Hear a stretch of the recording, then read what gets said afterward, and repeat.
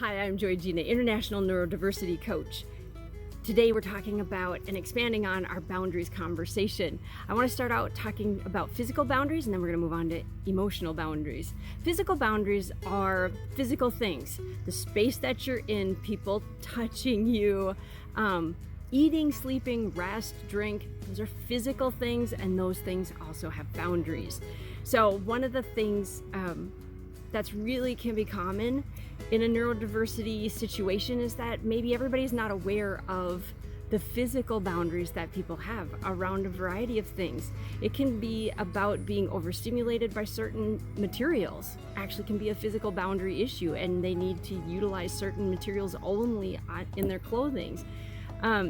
Obvious ones are just the matter of physical touch. People, physically touching your shoulder, physically touching you. So that can be part of the boundaries with that. And as always, I'm always encouraging talking about those boundaries and hearing your body and hearing yourself. If all of a sudden, somebody just touches your arm and you're like, wow, that maybe isn't, then politely and kindly say, you know what, for some reason, that just doesn't work for me. But I really respect that, that's part of your communication, but that's a bit of a boundary for me. So learning to communicate about that.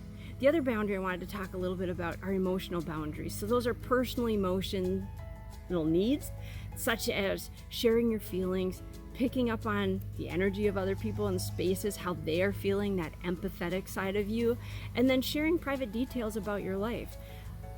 It can be common for some of those emotional boundaries to be crossed between people in some of these situations. So just understanding that can happen, and then learning to have some good communication with the people closest to you about the fact that sometimes that might happen and you'd like to learn from it and you want to understand when those moments kind of happen.